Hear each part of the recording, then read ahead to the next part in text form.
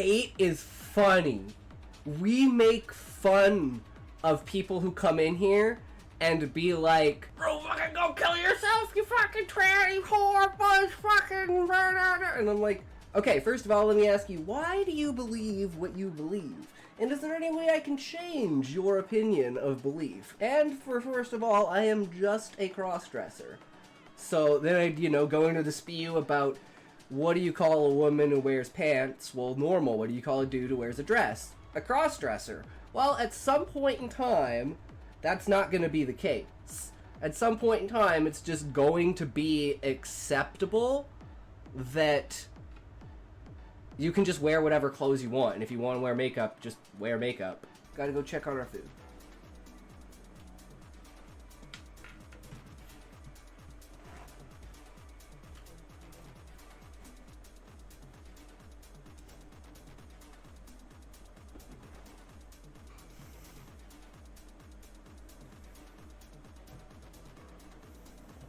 So close to dead.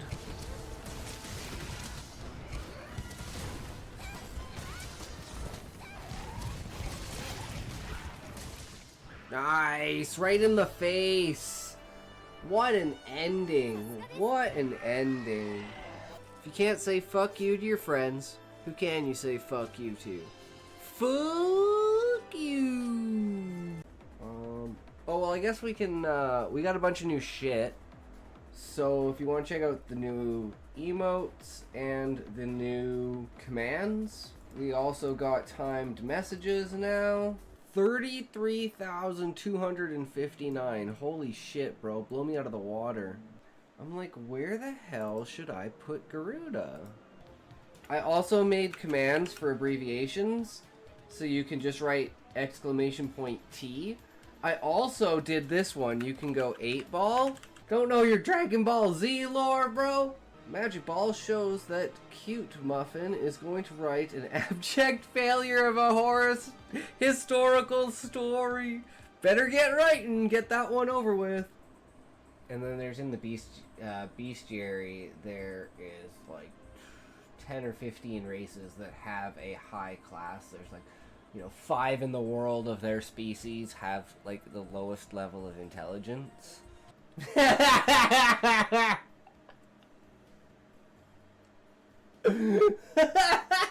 I added emotes. You are currently the only one who can use that, though, because only subscribers can use the Gooner emote. A story that's got, like, AI imagery, and then it's me telling the story. We've got a story that's AI imagery with text-to-speech. And then we have me reading a short story, and another AI-generated imagery with AI reading a short story. Because who doesn't love a lurker? Lurkers are the best.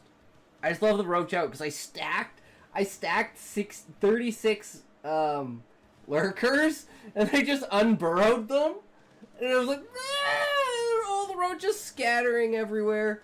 Oh, it was fucking so good. So good. Always, thanks for watching, guys. And remember, if you can't say fuck you to your friends, who can you say fuck you to? Fuck you. We got some new shit. Check this shit out. So we got bouncing emotes now, boys. It's not as good as ChatGPT. My dad has ChatGPT. I'm just not. It's great for being free. Into Mr. Ballin. That's the idea.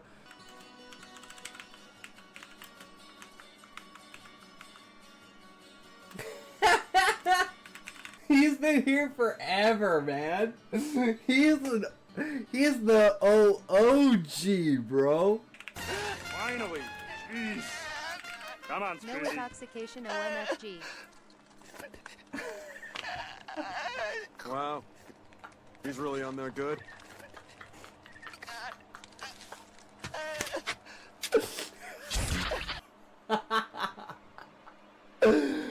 Thank you so much for the subscription, Smokey. Welcome to the... Yo, boys, how's it going? We back in Fireblade. That's just like the little intro that I have during the starting soon screen so that, there's something actually going on there.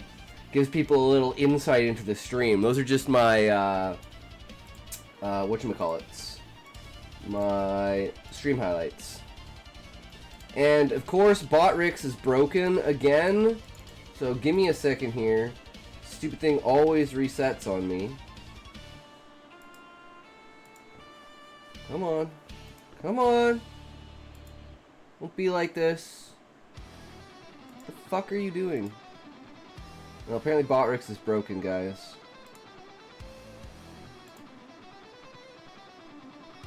Okay. Close that. Reopen that. Should get me... Nope. Try that again? Do I have to close everything? Fuck. No, I don't. Okay, good. There we go. Awesome. Random flashes of stream clips. True! Gotta build that up. We've been getting some heavy views on YouTube from shorts, guys. Although I don't know what 400 views on shorts means. It probably means like 0.0 of a view because... But then again, I mean, if you look at the clips channel...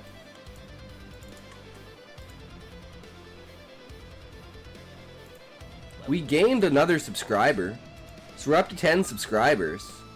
And it appears people are watching. We got like 1 view, 6 views. Poor Richard is really freaked out. 5 views.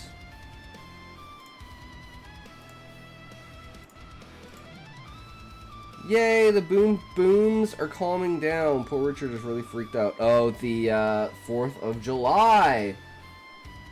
Yay, 4th of July. Woo! Hold on, I forgot to do this.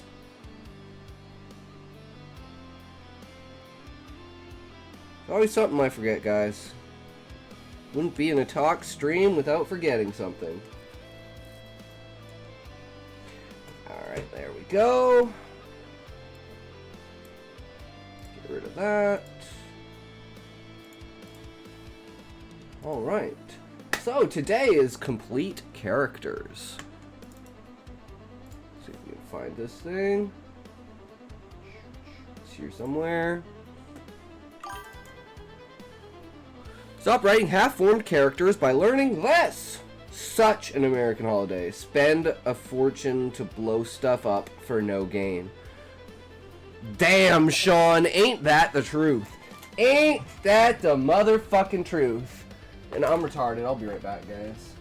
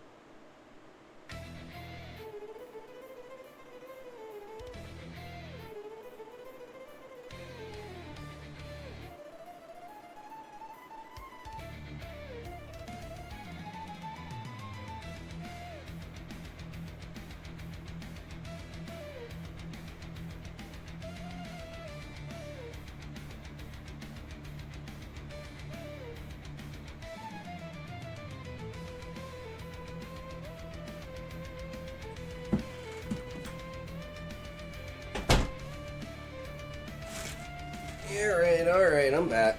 I'm dumb. That's okay, we got this. Oh. There we go. Hi, buddy left. Buddy left? Oh no, Zoink, what do we have for should we do? Oh no! He left! Benjamin Franklin originally intended the turkey to be the symbol of America, but the eagle is perfect as our symbol. If it can't have the fish, neither can the osprey. I say an aerial dogfight between an eagle and two osprey. By the time it was over, the fish had been torn so small nobody got even a sliver of it. That's the U.S. mentality in a nutshell. Yeah, if we can't get it, no one can. Definitely a very powerful way of thinking. Completely different than most other ways of thinking at the time. Or at least implementable ways of thinking.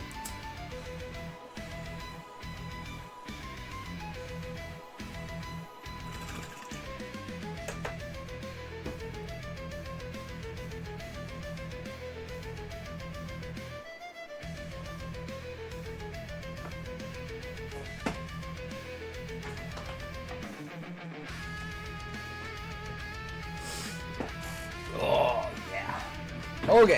Okay. So I guess, might as well just jump right into it, right? We don't really have, anything else to... Just thinking. I don't have anything else planned for, like, the intro, so we can just get into it. Unlike normally, because it's going to be a little bit of a shorter stream today again, because, like, it's the end of the weekend, and...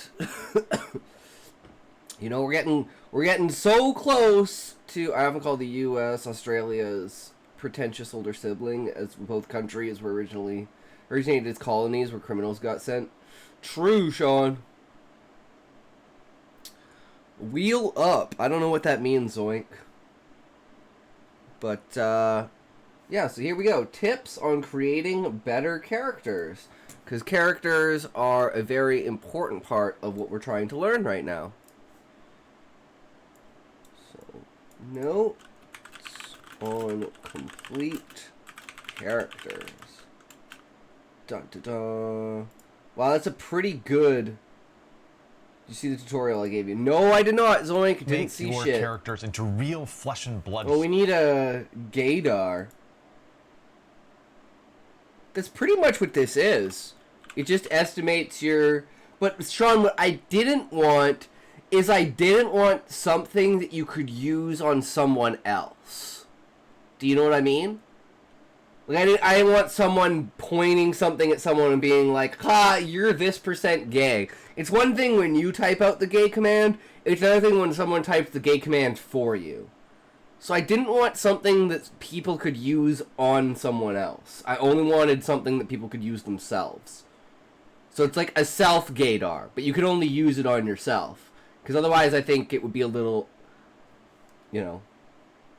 Use the gaydar on Zoink. Oh, he's 4,000% gay! Shit, Zoink, you better get your shit together. Humans. And I would bet that you probably haven't heard most of them. Let's get started right away. I'm going to give you 7 tips to help make your characters into real flesh and...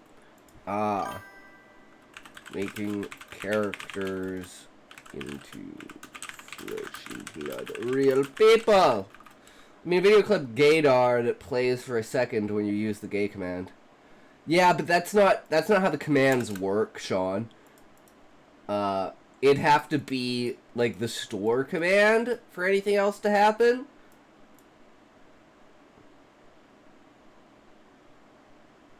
I mean, I could use it with the points, but I don't know how Twitch would like that. I don't know. I think it's kind of stupid, but whatever. Blood humans. And I would bet that you probably haven't heard most of them. Let's get started right away with number 1. Give your characters different scripts. Alright. Give your characters different scripts. So at the Actors Studio in New York City, there was a director who took a character playing a principal and took a character playing a mother, and a son had been expelled from school. But he told them completely different things about the scene. He told the principal, listen, this boy was a terror in class. He never listened to his teachers. And he told the mother, oh, your son was very well behaved, and the principal is prejudiced against him. Well, because those characters had completely different scripts, they erupted into this crazy conflict in the scene. You want to give your characters different scripts as well. And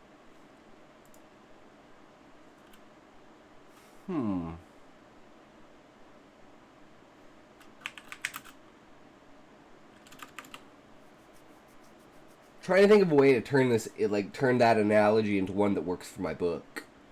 instead of just like a random analogy. What's up, Zoink? How about a who aura? Signs how strong your personal who aura is. That being how strongly others would think you are. Yeah, see, I don't like doing that with commands that you can put on other people, because all Zoink would do is spam that command on people.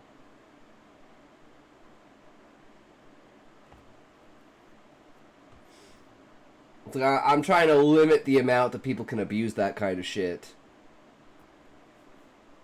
Zoink, don't say it again, bro. Don't fucking say it again. A great example of how to do this comes from The Great Gatsby.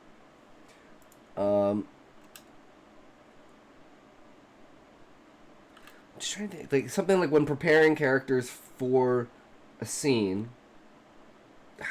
I'm just gonna give the example he did.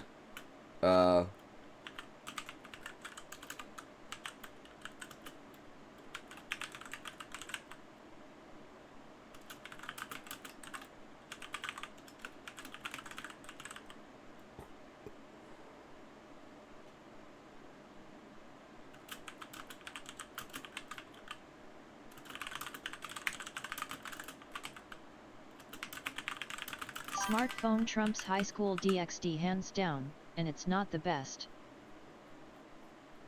Yeah, see, she's broken today, guys. She got her face smashed in somehow.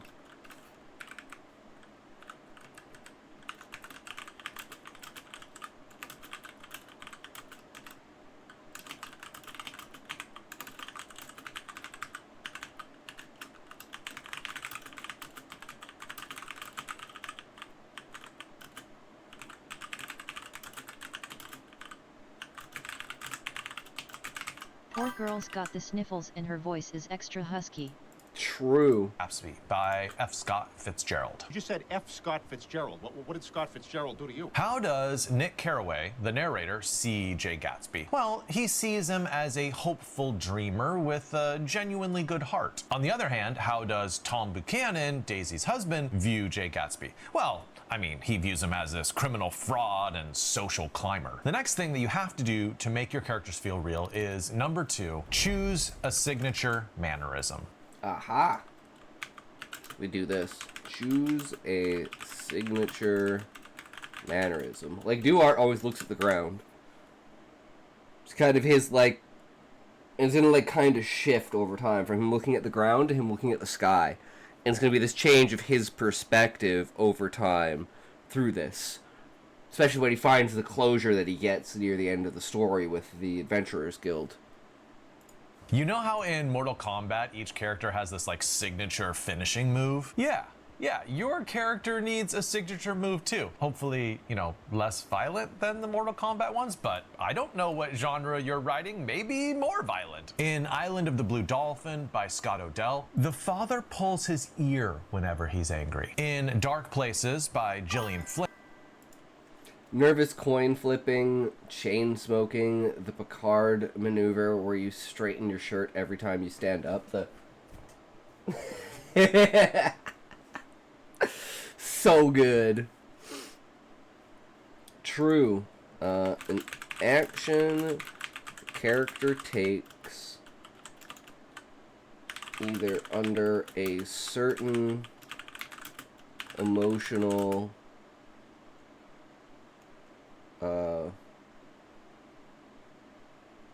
expression or a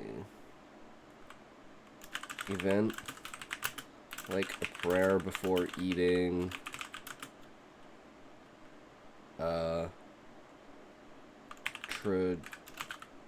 traditionalist type origins, mannerisms for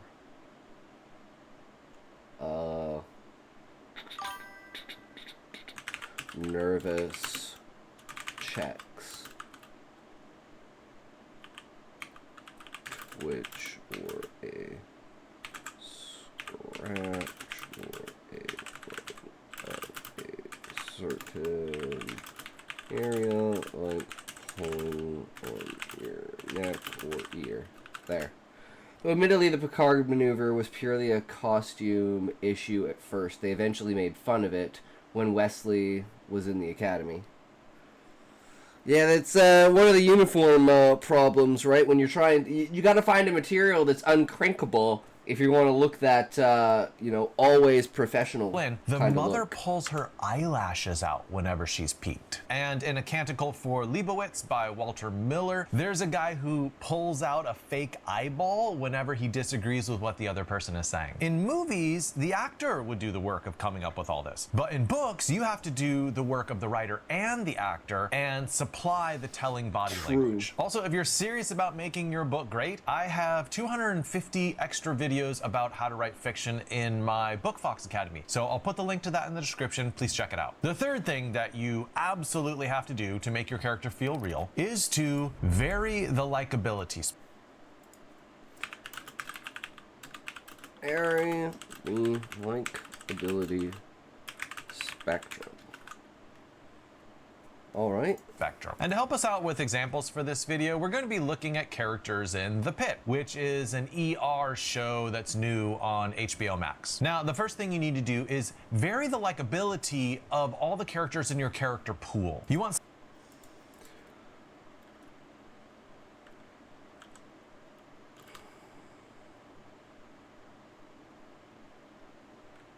I'd say like create a stock type of every form of basic character across spectrum and see where your story requires that character. some characters to be very likable, like Likeable characters.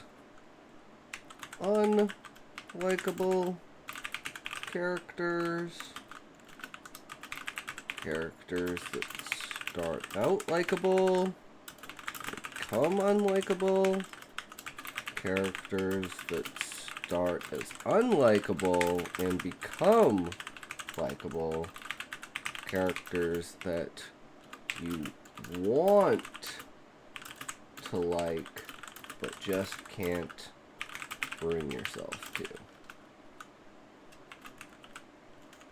Anti-hero type characters.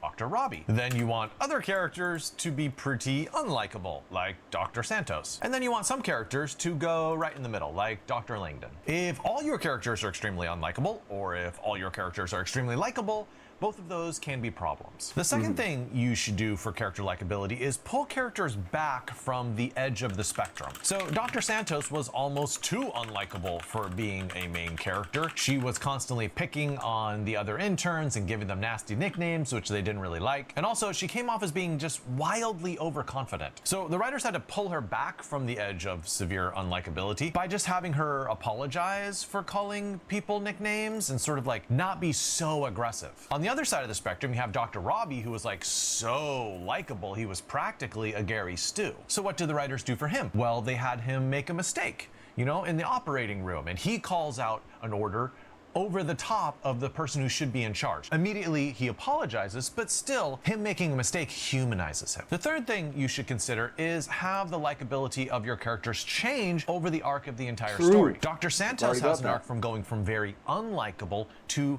very likable. She does a very kind act at the end of the show to help another doctor with housing. She is extremely sympathetic for a kid who tried to off himself, and she expresses regret for what she did to another doctor. Dr. Robbie's arc, on the other hand, goes from being extremely likable more towards being more human and relatable. He gets angry at several points and loses his temper, and then at another point he actually breaks down. This next point seems like it's too small to matter, but I think it has a huge effect on how a story feels. It's number 4. Don't forget about character micro conflict. micro conflict. So a lot of what we do as writers is we get hyper fixated upon the main conflict of the book, and we're like, let's make sure we get that right. But a lot of the texture of everyday life and a lot of what makes a character into a real character are the little micro conflicts. Small scale day-to-day events. Someone not following orders. So this would be like from Husai's perspective. Someone not following orders.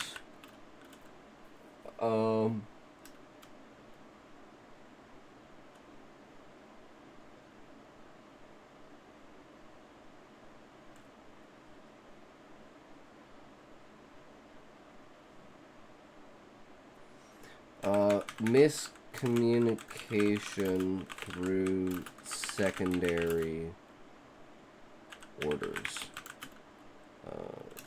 Sai tells someone to tell someone else. The message gets twisted.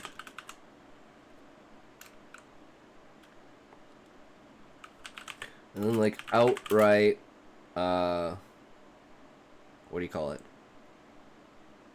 Disapproval of plan or idea. Down to getting the wrong order from food or something like that.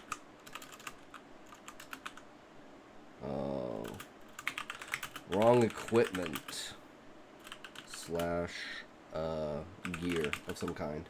Something like that, you know. Let's go old school to It's a Wonderful Life with George Bailey. When he keeps pulling that knob off the stairs and every time gets a little tiny bit angrier, that's a micro conflict. When his daughter catches a cold, it shouldn't be that big of a deal, but he really resents the teacher for not having her put on her jacket properly. Or even the windows in his old house, which he says makes the house too drafty, enrages him. Sure, the overarching main conflict is that Uncle Billy lost the $8,000 and Potter is going to send him to bankruptcy. But you cannot just have the macro conflict in your fiction. You really need those micro conflicts to push your character over the edge. This next point is my favorite Straw one of the that whole broke video. the camel's back. I'm good at that one. That's my fucking life. It is number 5, revealing souls through tiny details. Okay.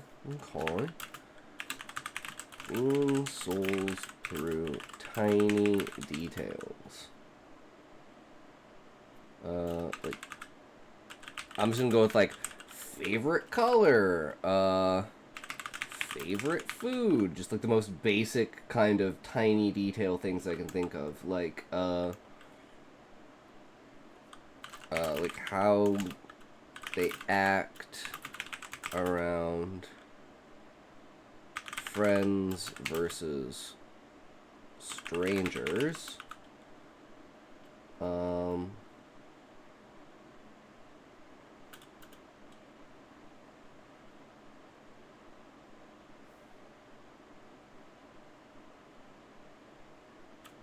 That's all I can really think So of Joseph right now. Conrad, author of Heart of Darkness, was chilling out in a cafe in Paris, and in walks this guy, and one of his friends asks him, so if you were writing about this guy in your fiction, how would you describe him? And what Conrad said would be that he would describe him by starting with a fleck of dirt on the inner right nostril. Now, obviously we're thinking like, that is such a weird place to start, Conrad. Why start there? But I do think the larger point here is that sometimes very small details can be more telling about a character than the big ones. Why does he have dirt on the inner side of his right nostril? Like, what does that tell us about him as a character? Another example that has honestly lodged itself in my brain for decades and I can't get it out comes from Mark Twain, The Adventures of Huckleberry Finn. And there's a passage where he's describing Huck's father, and he says that the boot that he's wearing is busted and 2 of his toes are sticking out. Now, that's not the only description he gives of the man, but that little detail of this is a guy who doesn't even have proper shoes, whose toes are sticking out of his boots. I feel like that's so telling of who this man is. Or another example would be Bilbo Baggins,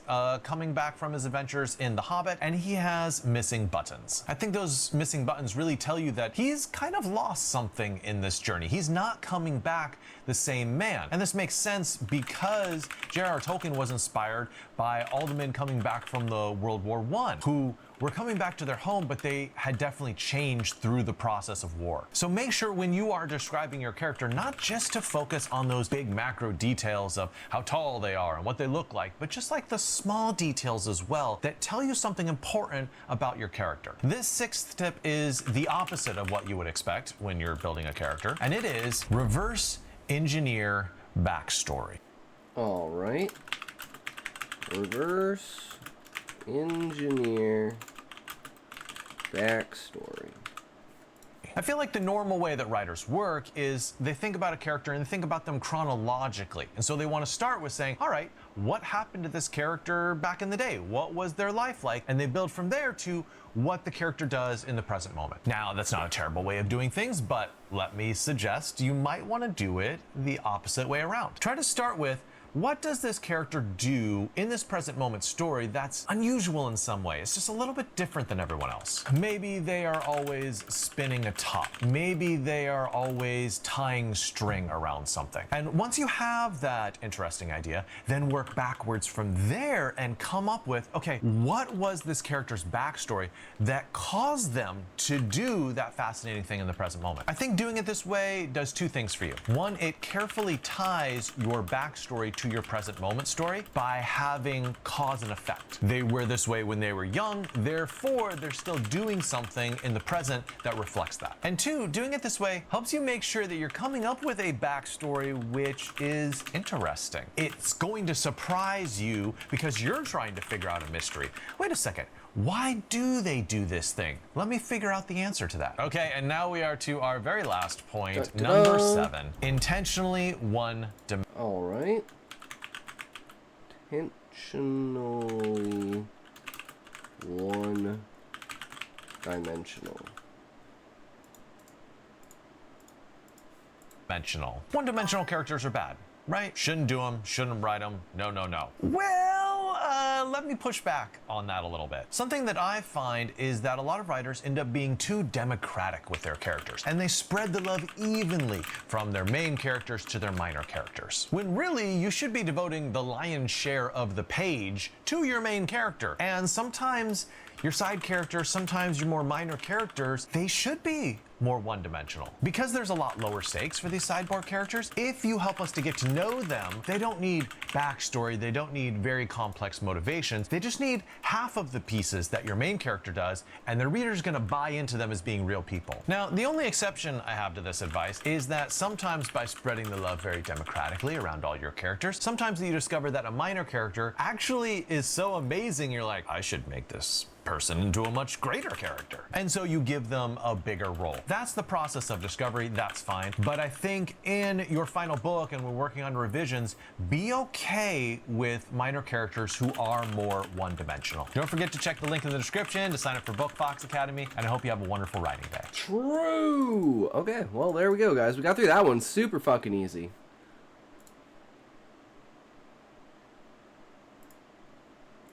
So again, this is Book Fox. Good shit. Give him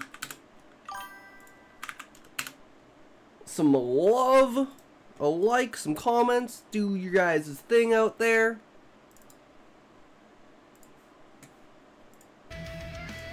More notes! Yay! We got so many notes on characters.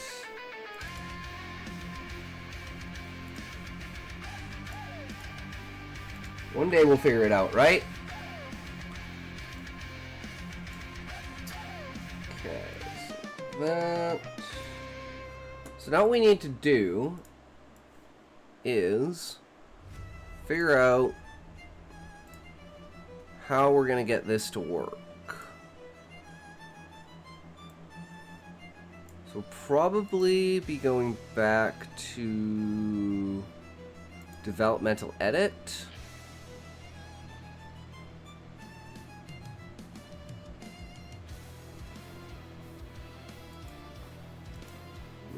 here. Okay, we don't need that. We want characters. So first, we have do art. So we're gonna want colors first. I'll be back in a bit. Alright, sounds good, Muffin. Do what you gotta do, bro. Okay, so we're taking colors, and we're gonna do the exact same thing and see how we can get that. So we need to figure out what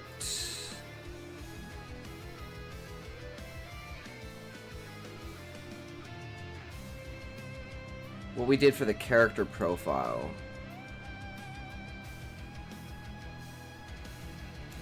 Okay, we already did that. That's not what we want.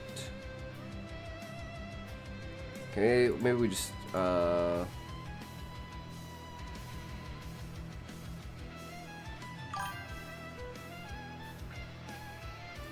it'll have to be at the end. Where's the dialogue, right? Because this is giving us all the dialogue.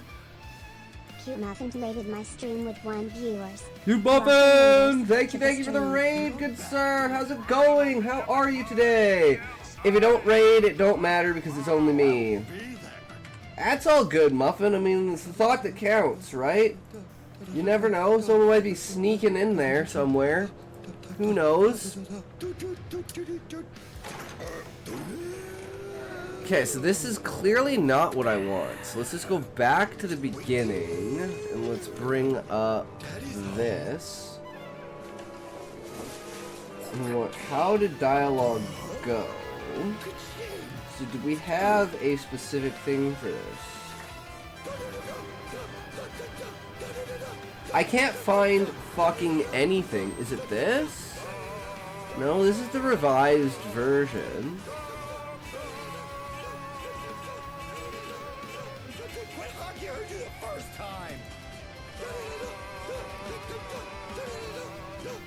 Okay, there's another revised version, but I don't understand this, guys. Where the fuck is the thing that we did with the dialogue? Because it had to have been here. Change default at... Like, this doesn't make any sense. Chapter 2 of Do Art revised. Revised version. That's not what we want. We want the dialogue. Where the hell is it? Dialogue editing for character authenticity.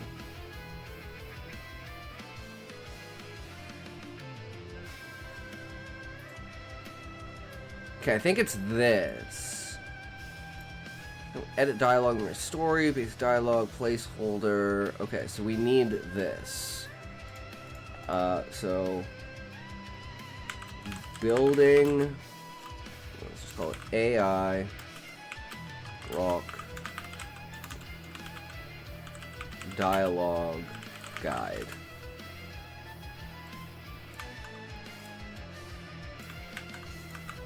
So this is step 1.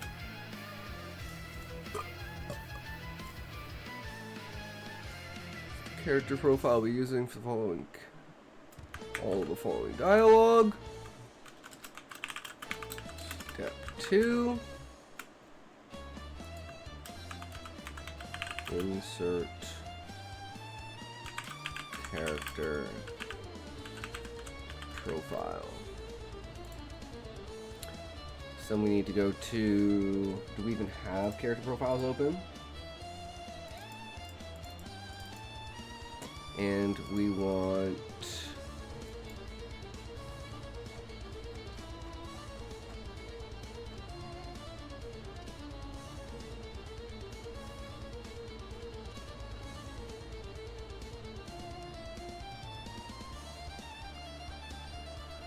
where's colors?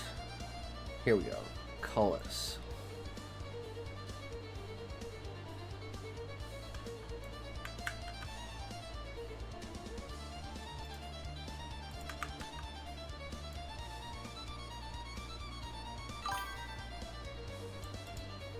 Thank you for the follow, Zoink. But, you know, it doesn't work when you unfollow and then refollow. You know. But hey, guys, did you notice we lost a follower? We're down to 307 followers, guys. We are entering the falling off arc where the stream is going to go into the dust and dead and dirt. Then we'll be streaming from the grave, literally. But it's like, if you never lived, can you truly die? Grand questions. Grand questions of the world. Step 3.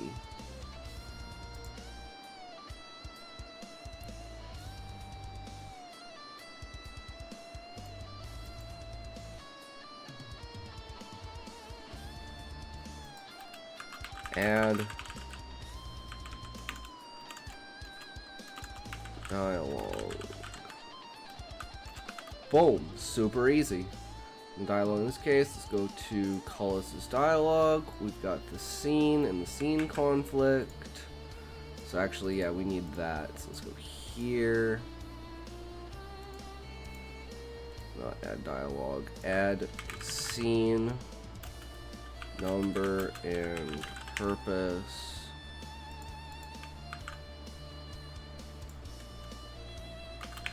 Step 4. Add dialogue.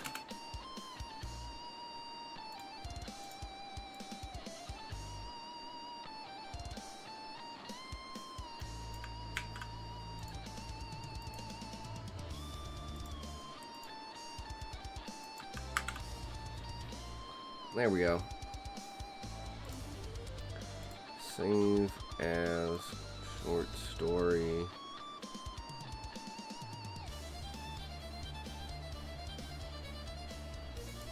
Just keep it there. Okay.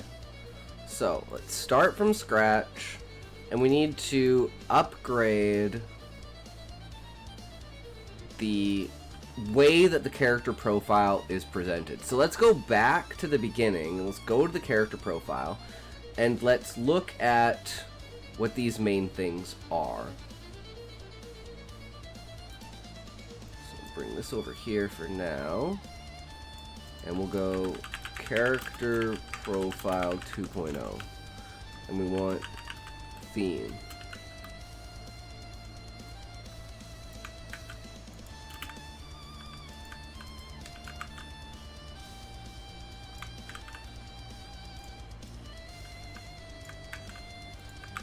Beliefs about reality.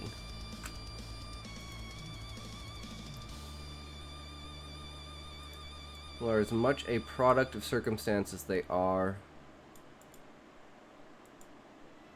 Okay, so this is just like way too much.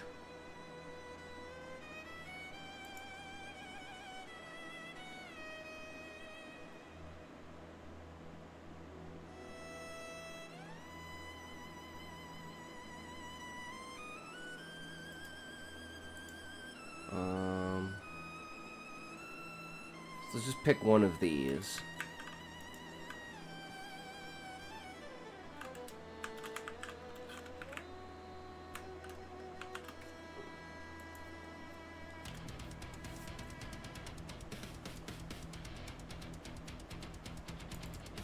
Okay, and then an unspoken rule.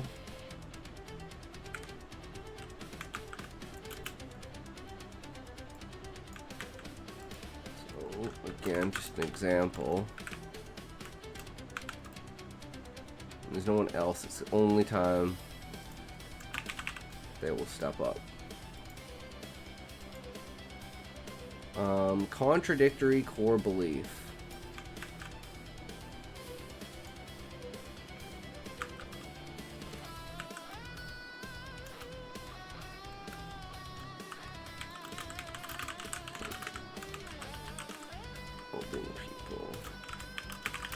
Consequences are usually not worth it.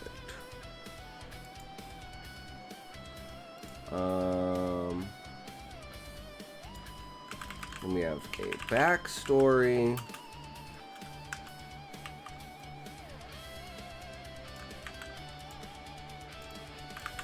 Don't kill you, just makes you stronger.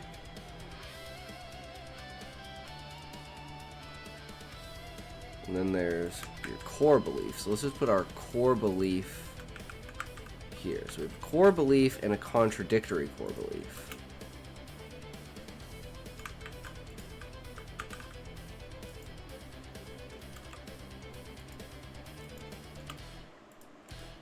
Backstory.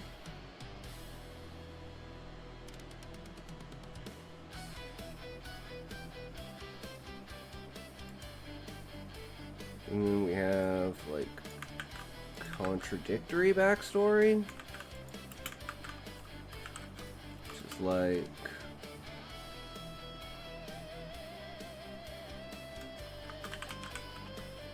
despite hating conflict,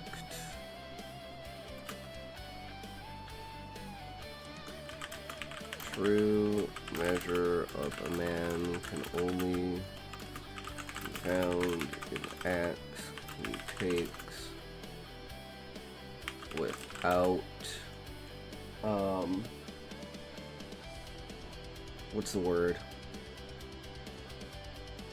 Coercion.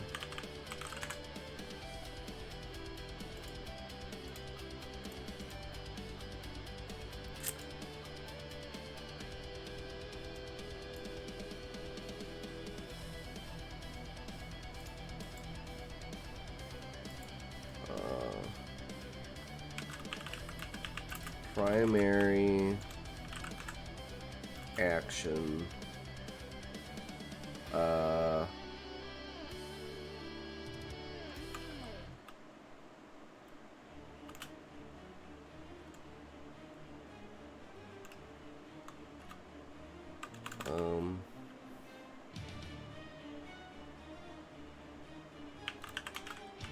Their response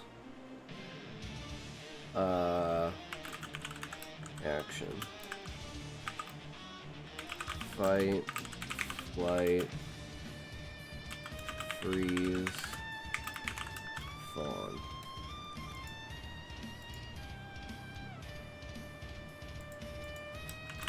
Personality, temperament.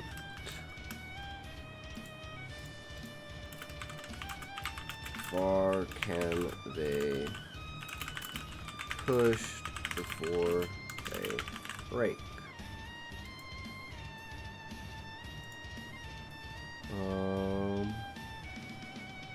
And we have mannerism. When stressed, rubs eyebrows.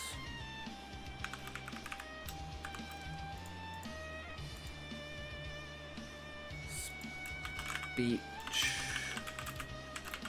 pattern.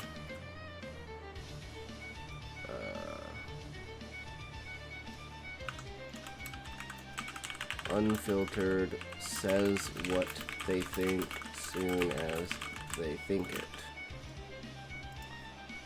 It's another one. So we kind of do need to do like appearance.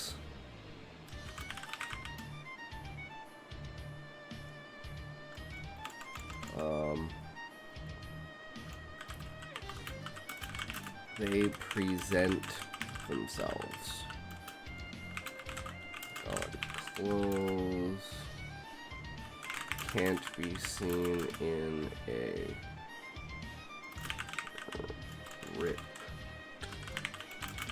or damaged outfit.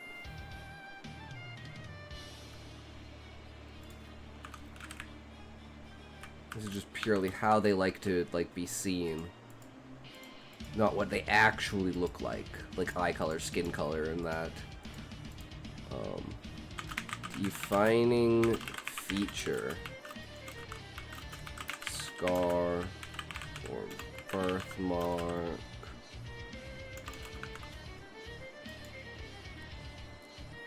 Okay, and let's get through this. And we've got backstory, actions, personality, appearance. Here we go. So, unique draw. What makes this character unique?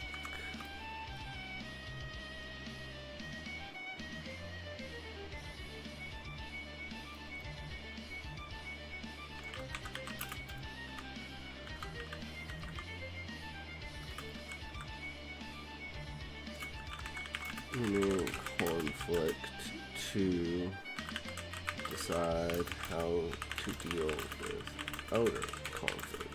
If you don't like being done to you, don't do it to others. Something like that.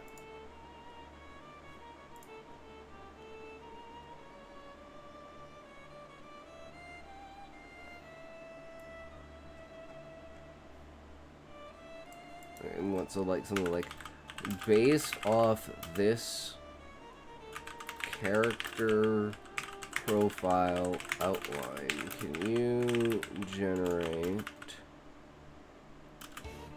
a character with each of these topics? I don't know exactly how to say that, but we want theme, unspoken rule,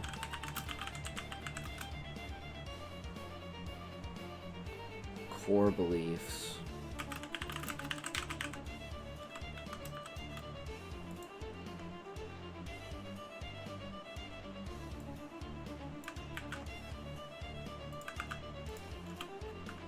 contradictory core belief, backstory, contradictory backstory, response action,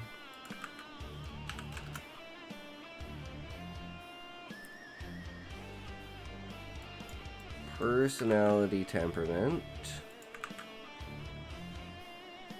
mannerisms,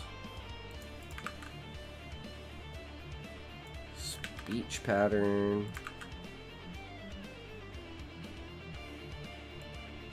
appearance, and a defining feature, with last one being a unique draw. Okay, let's see what happens when we put this thing in. See what we get out of it. Let's give it the good old think. True, zoink!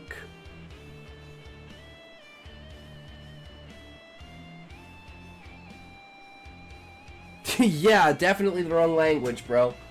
But hey, you tried. That's what counts, right? You're putting in the effort, bro. Can't go wrong with that. No one can blame you for that.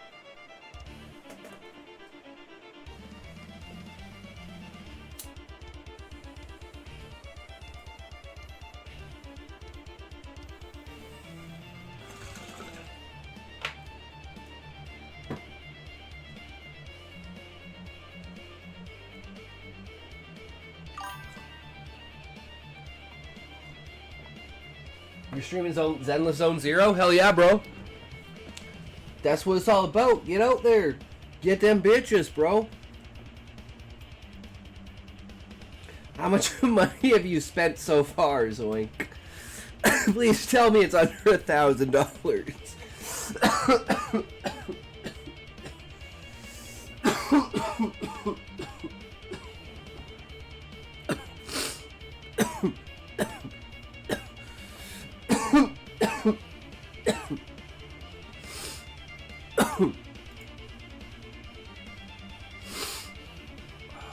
Alright, character name, Alex Thornton.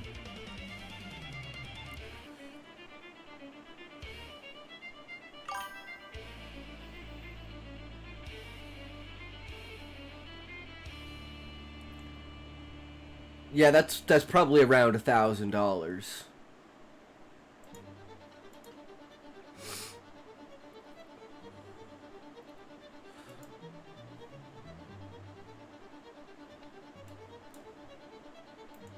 I won't count as a viewer, though, Zoink.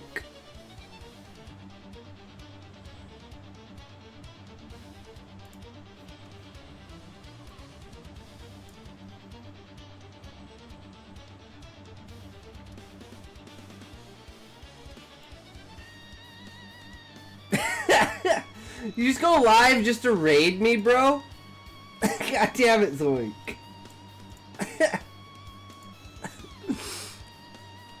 Okay. Character profile. So we're gonna go here and we're gonna go like new profile. New profiles.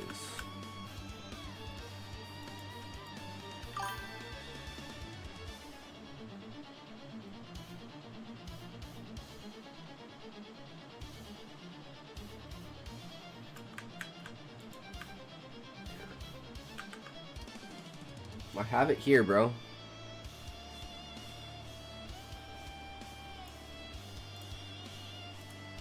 Oh wait, is that on your thing? Is that on your screen? I don't even know, bro.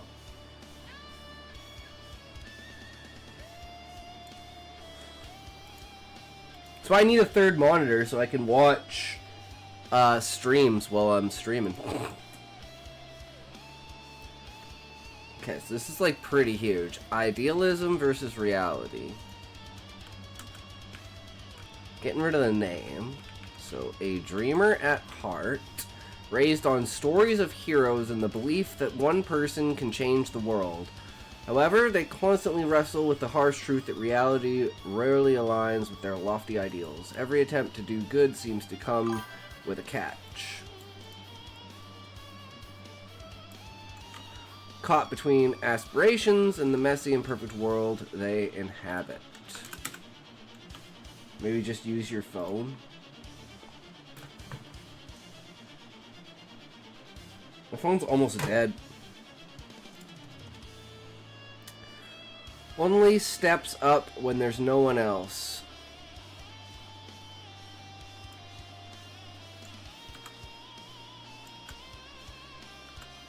From the type to rush into the spotlight or take challenge willingly. For to stay on the sidelines, observing and supporting rather than leading. It's only when someone else has stepped back, when the situation is dire and no one else will act. Reluctantly takes the reins, driving by necessity rather than ambition. Core belief. Do not dictate your worth, your actions do. Value lies in what they choose to do and not the hand they're dealt. They've seen people rise from nothing through sheer determination and judge others and themselves with their deeds. This belief fuels their resilience and gives them a sense of agency even when life feels unfair.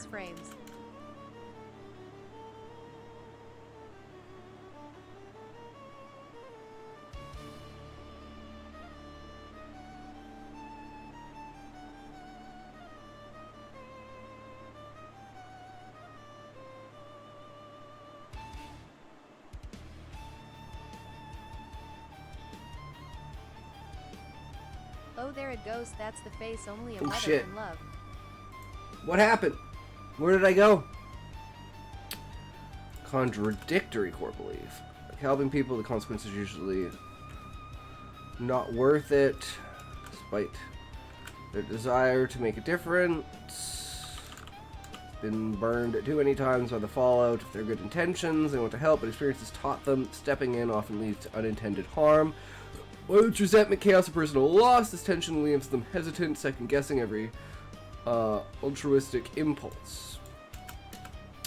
Doesn't kill you, makes you stronger. Grew up in a tough working-class neighborhood where survival meant grit and adaptability. They faced hardships. Sinister King, that's fun to do. Lol. Welcome, welcome. How's it going, Zoink? Why do you keep doing this, bro? How's it going, Sinister? How are you, good sir? We're redeveloping and expanding upon how we're making character profiles and testing out how this works with conversion of dialogue.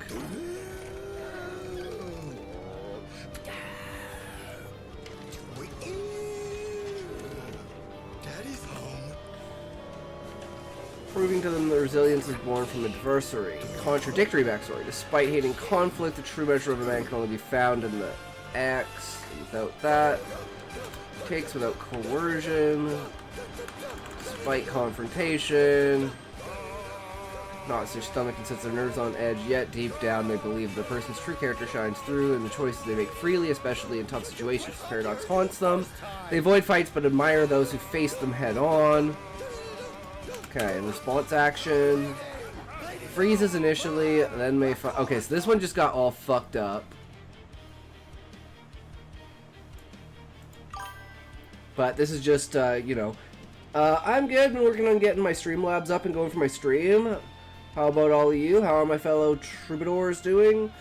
As far as I know, we're all doing egg salad, Sinister. But yeah, that's good to hear. Do you need any tips on anything? I don't really use Streamlabs. I use OBS. But I have Streamlab elements incorporated into OBS.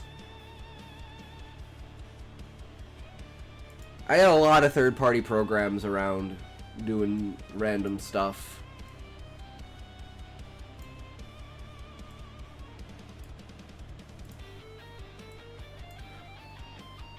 But that's good to hear, good sir. How has your streams been going, or have you not decided to... Okay, so we're just gonna go for this profile, redo the response action, and pick one single action that the character demonstrates. Either freeze, flee, fawn, or... What was the other one? Flight.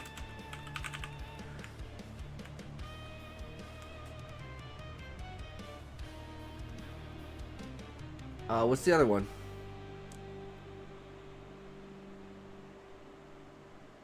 Why the hell can I not remember?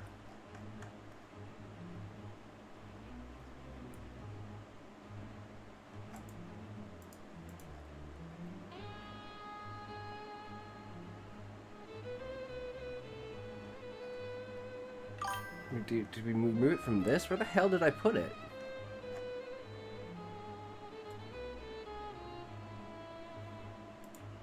Fight. Jesus Christ. The one I don't ever do.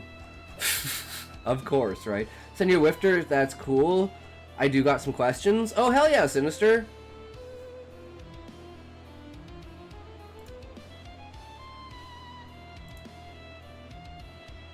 We're just about to go into an ad break. Yay!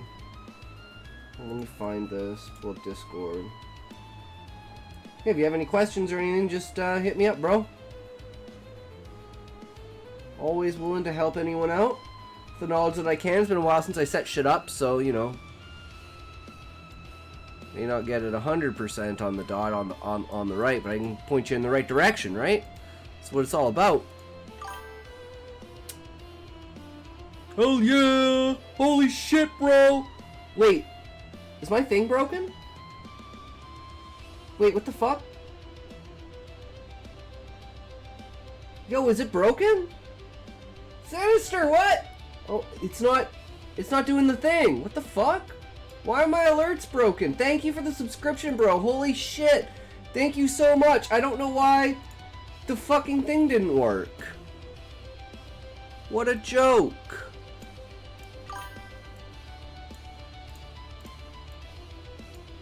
One second here.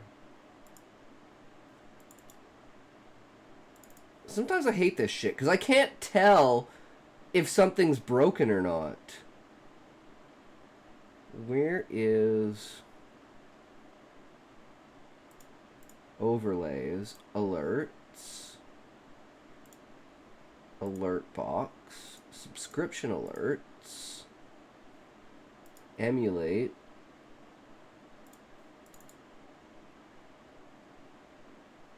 what the fuck? Why is the video gone?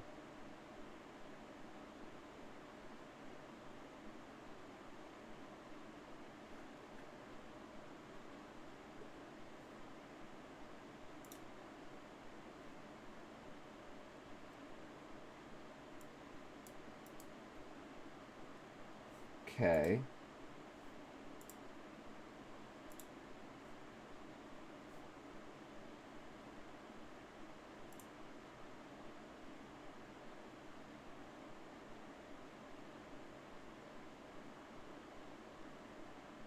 You get the boys. I'll take care of these guys. Are you sure? There's an awful lot of them. They hit me with a truck. Like, it literally didn't have a like, did all of my shit get reset? No, because the resubscriber one, the subscriber gifting, and community gifts are all there. But for some reason, the original video was not set for it. I mean, we don't get very many subscriptions. So again, thank you so much for the subscription, bro. Super appreciate it. That's super amazing. Let me bring all this shit back up now that I fucking broke everything. Give you the real experience of, you know, getting the notification and everything. Because you feel gypped out if you don't get the video there. They hit me with a truck. Fucking Brock's the best.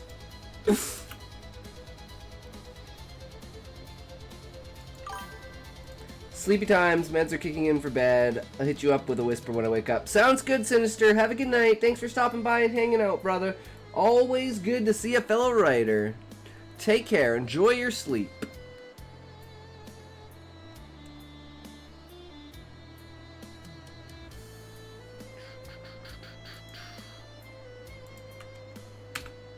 Okay, so we need to redo the response action.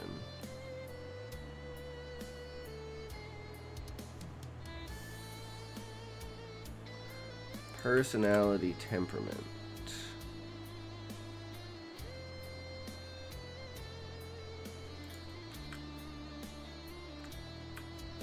Wait, what did I just... Okay.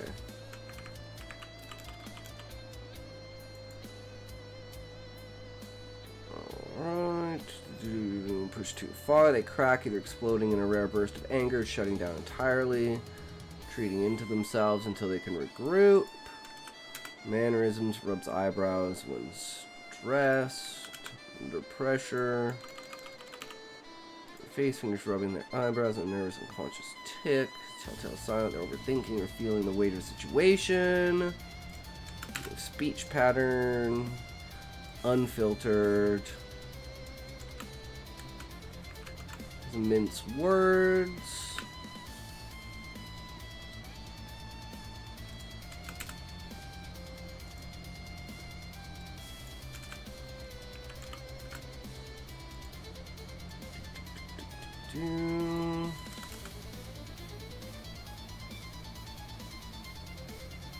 Okay, we have to redo the defiant prominent scar. Okay,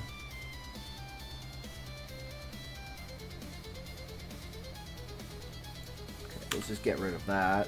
Didn't de-escalate scuffle.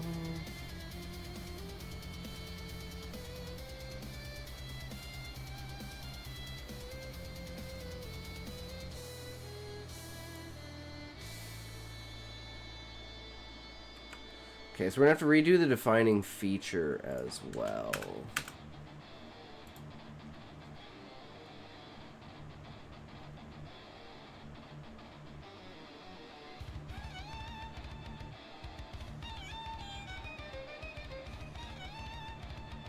Okay, I don't think it worked.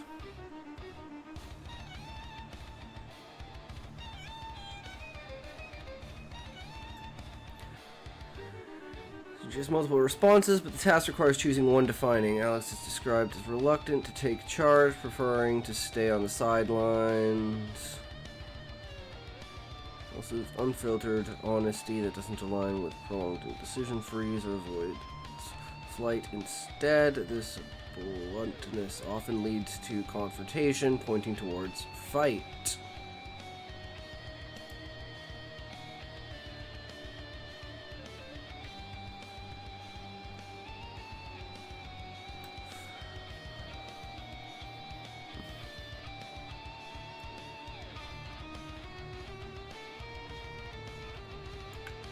Okay, we're just gonna go with this.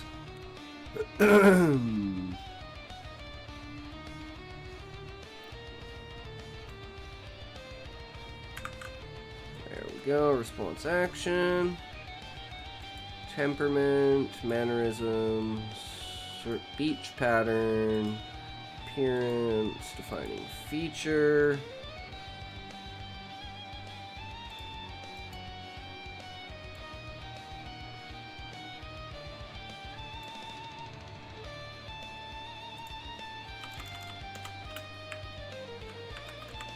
Self-conscious.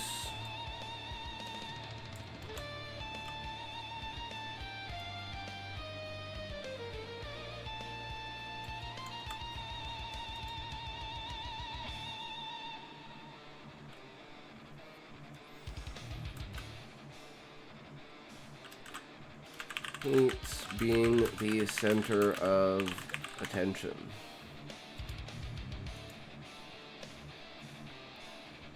Guided by fairness. Apart. So their personal stories shape their actions. Every decision is filtered through their own tug of war between idealism and caution to provide a golden rule philosophy. They wouldn't want it done to them, they wouldn't do it to others. It makes them empathetic and deliberate, even when paralyzes them with indecision. Character summary.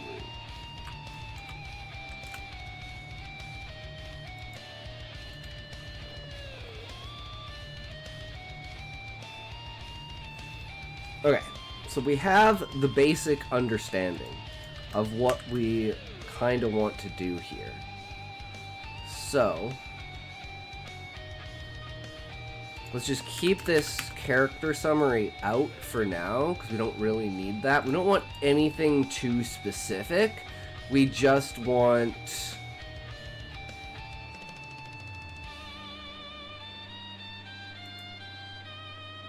We want vague things we can just drop in any story, right? Like, we don't want a name. We just want, like, in a situation.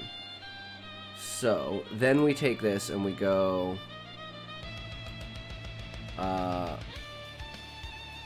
Grok dialogue.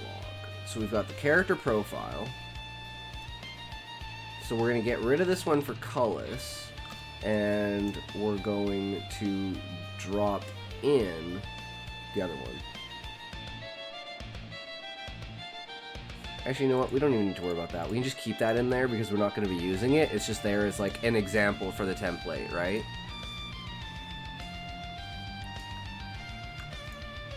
So we're just going to take the entire thing. We want to start with the largest amount and see... Whoops. Where it breaks down, so we know exactly when we have to stop. Character profile. Here's the profile. Without the character summary. And then...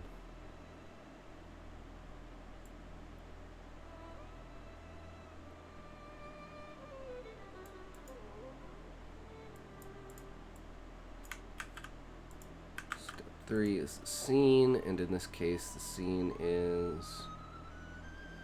This is the very first start of Cullis' dialogue, right?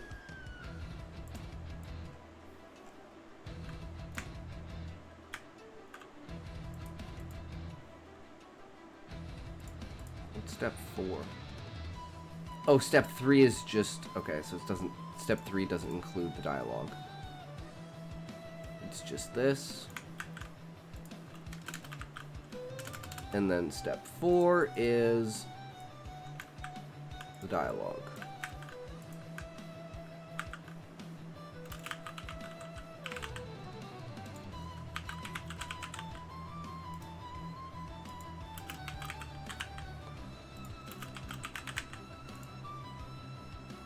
Scene.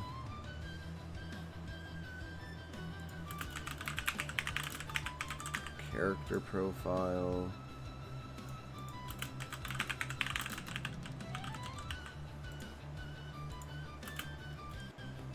One.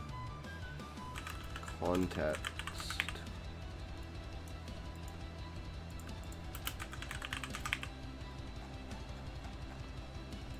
And then step 4 is we place in the dialogue. Now let's see if we can go all the way to the end, because it's the last one that we don't really care about. But we'll see how it gets. This will be the thought for the end of it. Ah, I've reached my limit of thinks. Are you kidding me? Bastards. Let's try deep search. See if you can do anything with that while we take a toke. Oh, I need to clean this shit up though. It's starting to get clogged again.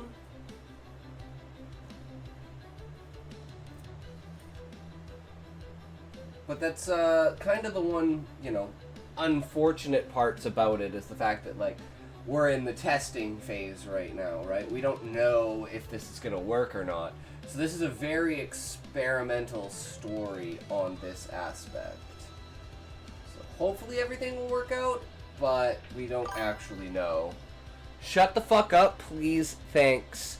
I'm trying to stare at your face. Don't make those words that make your face look bad. Thank you very much. How's it going, Smokey? Fuck you, good sir. Welcome to the stream. Smokey? I'm gonna ask you a very serious question, and I need an extremely, like, thought-provoking, serious answer, okay?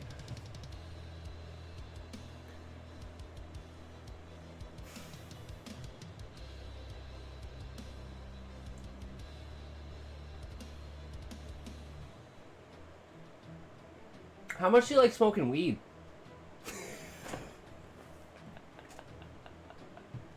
You'll get a one-word answer. The answer should be yes. What do you think of smoking weed? Yes, a lot. Yes, I love it.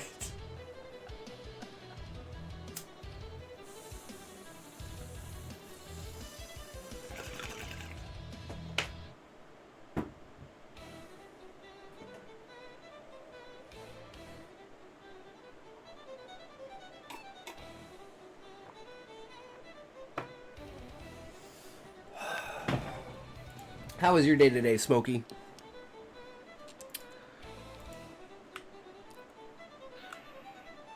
Okay, so this is just the idea for Grok. So this is the actual Cullis dialogue. So we need this here. No, we're separating it. Day's just started. You? Same, brother.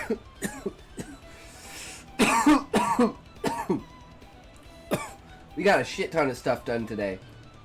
And yet we still got nothing done. 8:48 a.m. 1:48 a.m., bro. 7-hour difference. What do you know? What the fuck did we do today? Oh, we were making these. That's what we were doing.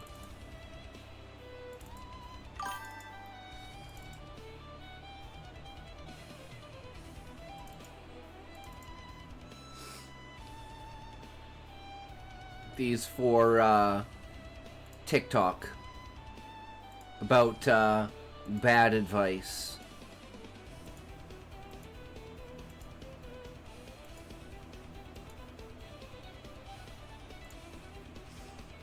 That's what we were doing today.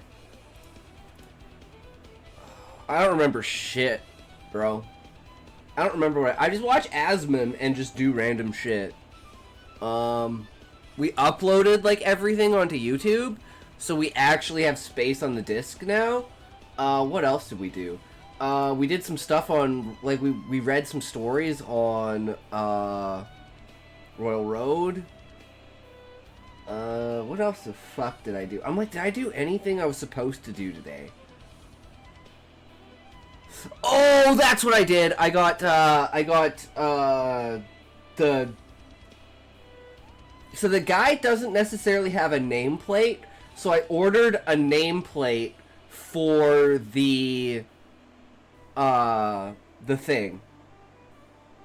For the Ram trophy. Not sure what you said. All I hear is gawk, gawk, gawk. I mean, that's all I do, So it would make sense. Think it's that penis in your mouth. How did you see? I thought I turned the OBS feature on that says does not record penises. So all you would see is like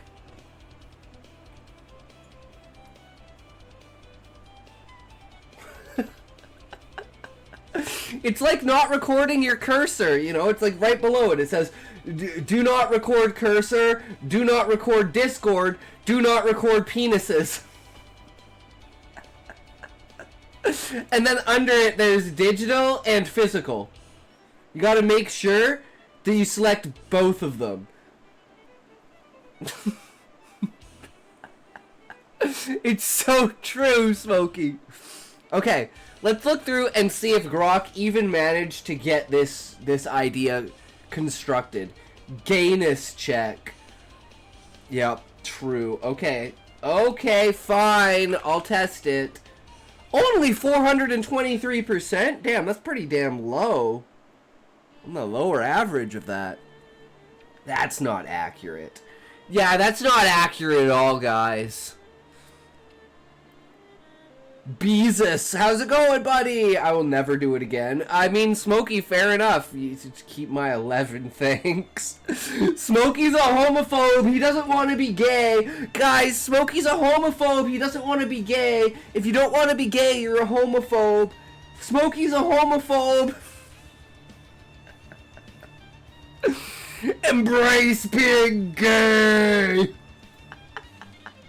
Level 19, bro. Holy shit, that goes hard.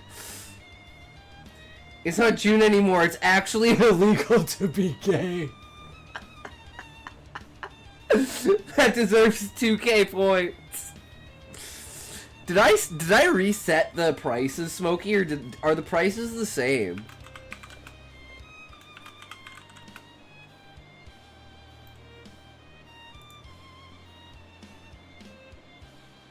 I have 102,000 points. Yeah, it's down to 169. Not sure.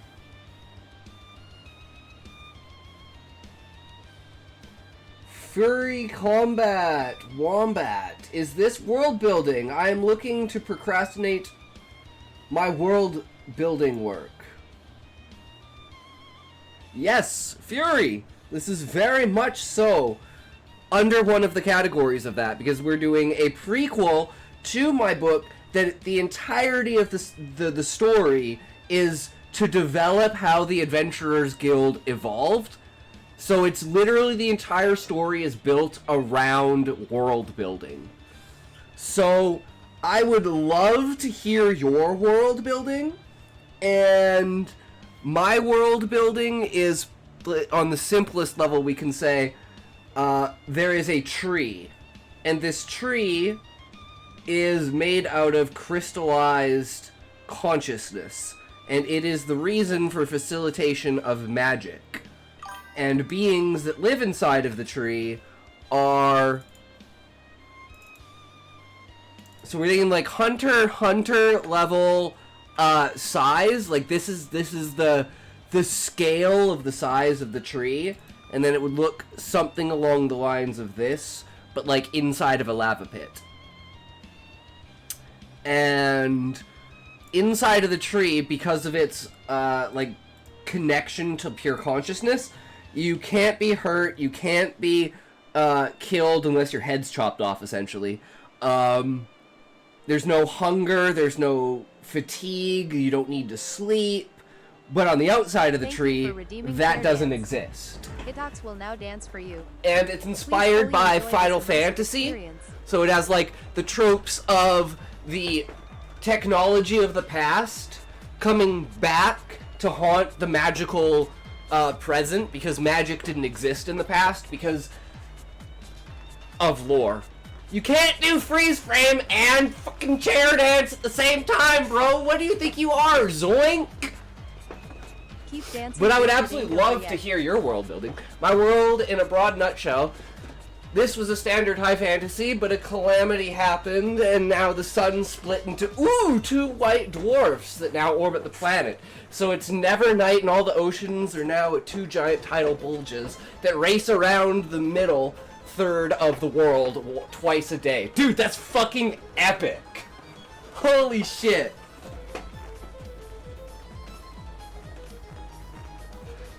That sounds amazing, Fury. I love it. Mine is the crystalline tree is actually the moon, and celestial beings are the, celestial beings live inside of the planet, and they're like the source of consciousness. This basic bitch stupid streamer can't even get his camera right. Fuck freeze frames.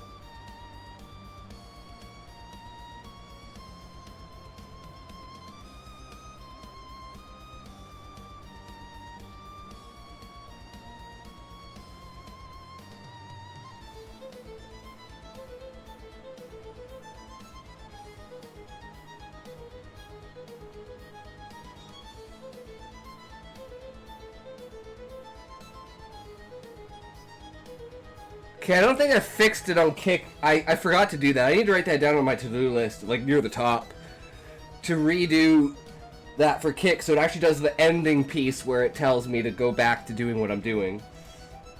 But yeah, so like in the past, basically the Monarch used a weapon called the Diamond Weapon to pull the moon out of the sky, and the shattering of the moon caused its consciousness to spread across the world.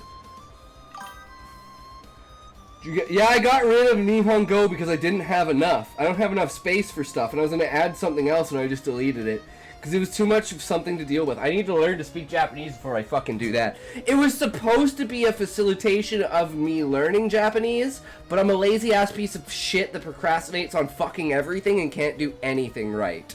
Welcome, welcome, 13. How's it going, brother? How are you today?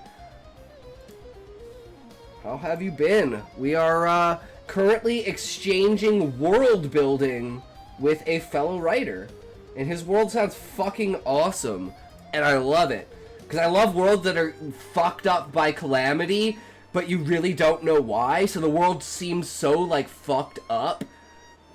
Like, the landscape in my world is, like, when you think about what normal landscape looks like, this is, like, craters all over the place. Like, there's things that it's like standard, and people call them like basically pitfalls, where it's like the terrain has grown over top of these sinkholes, so like the ground will just suddenly break and people will like fall through the ground. And it's like, this is the main way that dungeons are discovered, is people basically falling through the ground and landing on old ancient buildings that got pulled out of the sky. And because of technology and like defense mechanisms and shit, that's where like, you know, and like monsters and stuff like that, you know, underground beings coming in and making the place their home over the last 500 years, right?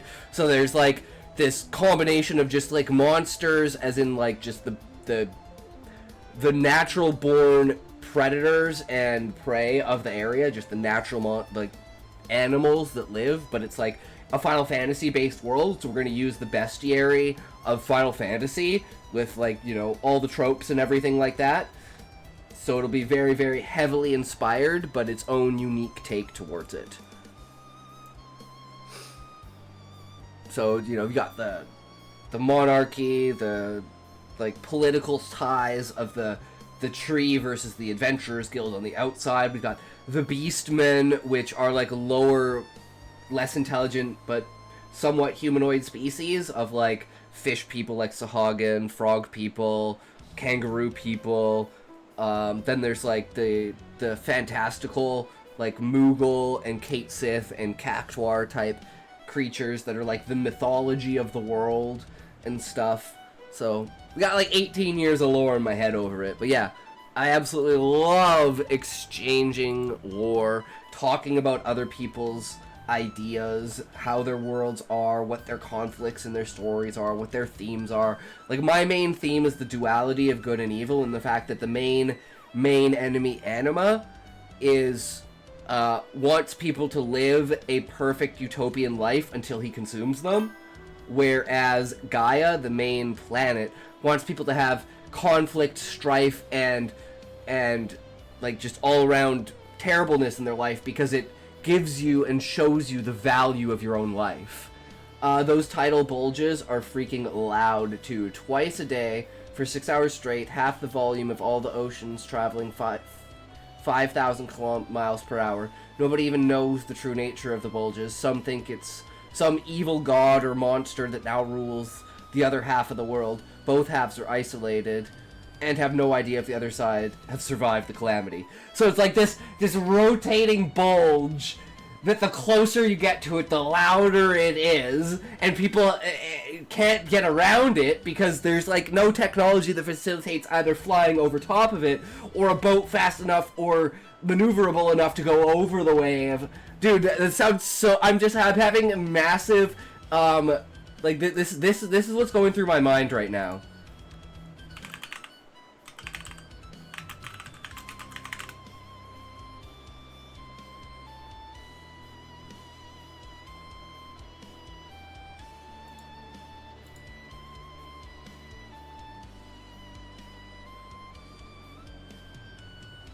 Let's see if I can find this.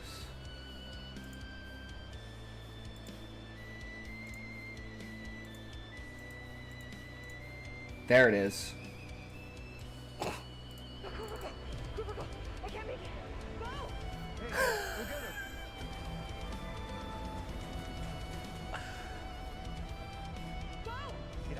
Get up, Fran. Go. Yes, you are. Yes, you are.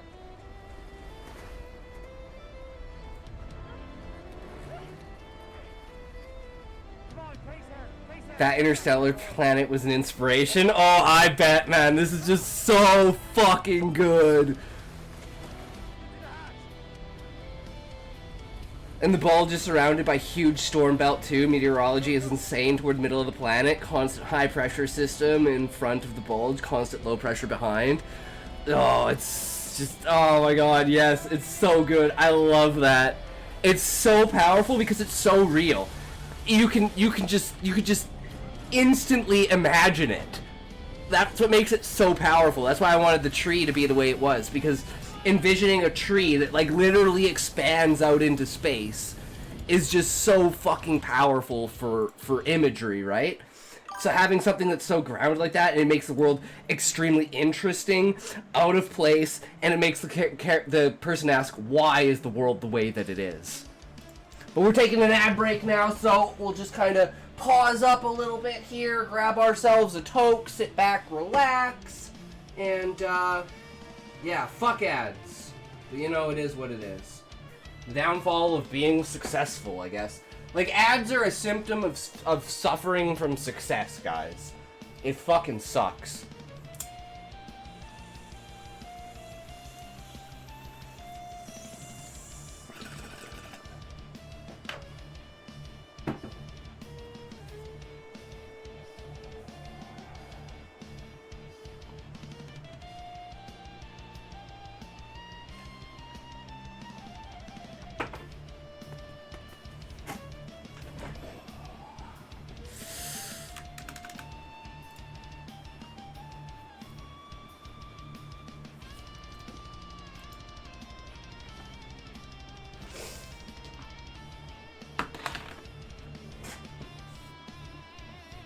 We're so close, we're so close, we're so close, guys. Finishing up this break.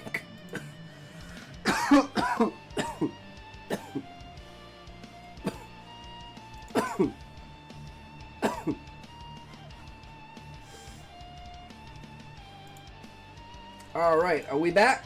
I think we're back. All right. But yeah, having something that's like it sparks questions and raises an entire mystery in and of itself just from the face of the world. It's like, those are the most interesting worlds I find. Like, I'm all about ideas. I don't care like how well you write. I don't care about did you get your idea across. Because the only thing I'm going to remember after reading your book are the ideas that you presented to me.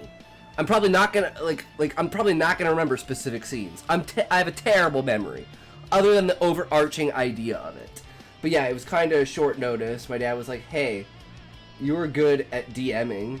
Can you have a session 0 in a week tomorrow? It's been a wild week of grinding out at this world. Got a good deal of the ancient history, all pre-Calamity. I need to flesh out the starter zone still though. Nice. Hell yeah, brother. That's what it's all about.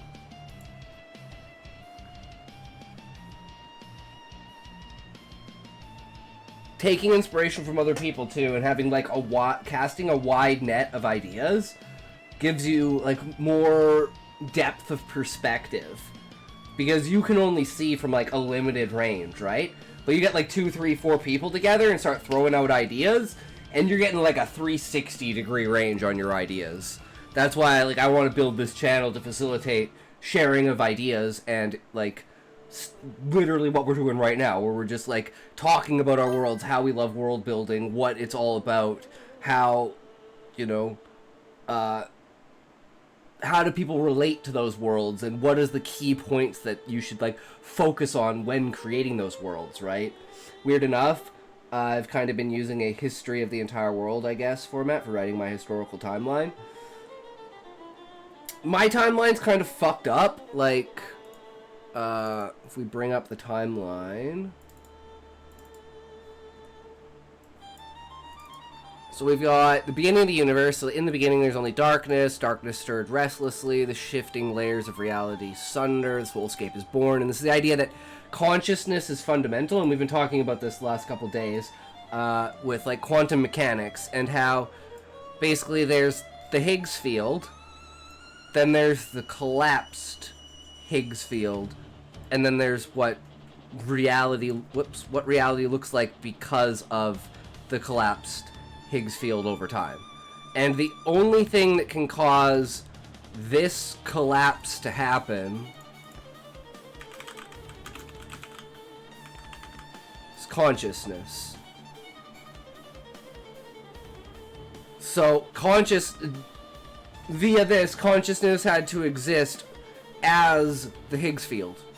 And as soon as consciousness thinks or influences the Higgs field in any way, it collapses the field, which causes it to tangle, which creates mass, which causes particles to exist. So via this, consciousness is fundamental, and that's an extremely important part of the book in this world, that consciousness is fundamental to existence. Essence of consciousness pours from the soulscape, with the earliest of beings called celestial beings. Scope of these beings spread throughout existence. Of these beings, 2 types appeared. Those who refused to break their shells for the love of the life spread upon their surface, and those who knew no connection with another. These would shatter their shells, destroying their planets and ending all life. These dark beings spread through the universe, devouring all in their wake. Oh, this looks oddly like my previous campaign world, sorta. There was a great light that seeded planets with life. Life awakened dormant celestial gods within the planets. Then later, a great dark would come to eat the souls, leaving the planets fertile for the great light to come back and seed again. See? That's what's great about these kinds of ideas, is if multiple people can come to the same almost conclusion about it.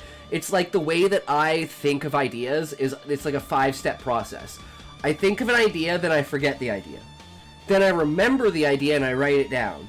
Then I forget the idea again, and then I remember the idea and I write it down, and when I go to write it down, I realize that I've already written it down. Then I star that idea as this is a great idea, because I have naturally come back to this idea over and over and over again, no matter how I look at it.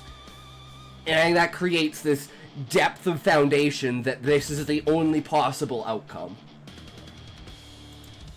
And that's where I think people are dumb when they think, like, oh, I want to protect my idea from being stolen. Because every story ever has been written, except your story. So, write your story, because no one else can write that story the way you can. As long as you're not directly copying another story, right? But you can have massive influence in it. Like, the entire structure of my story is based on Lord of the Rings.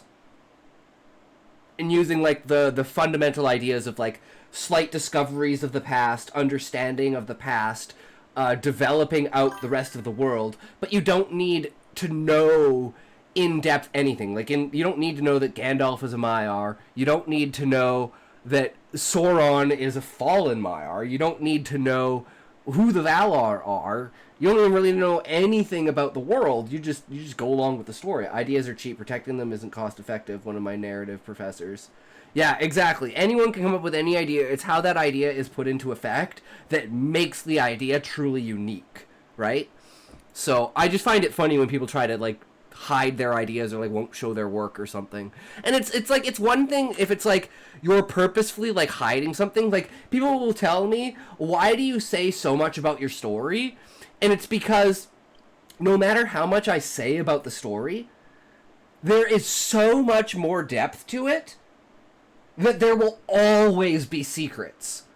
There will always be stuff that I will never say. There's like 5 or 6 foundational things that I will not say because they're just so important to the story, but they're more theme and value based than they are like actual events, because I haven't written out those events in the story yet. But it's like, other than that, I'll pretty much say anything about it, because even with all the spoilers and everything, the whole point of the story is supposed to have a New Game Plus element to it, where it's like, now that you know the information that you know, you go back and you read it and you go, oh my god, how did I not see this? How did I not see that?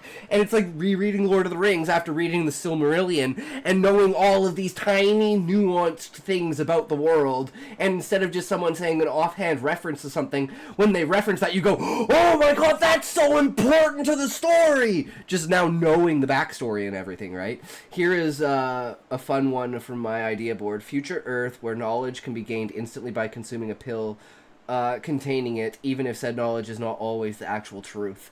Oh, I love that twist of it may not be real. Like, you can have, like, for instance, like, if you took a pill that was like, this is the Christianity pill, and it makes you, like, you know, have a full understanding of, like, Christianity and stuff. But it's like, most of the stories and everything, if it's placed in a, like, religious sense, as like, oh, this actually happened, whereas most people think of it as just a narrative for portraying a way of life, and, like, portraying a story to tell a moral structure.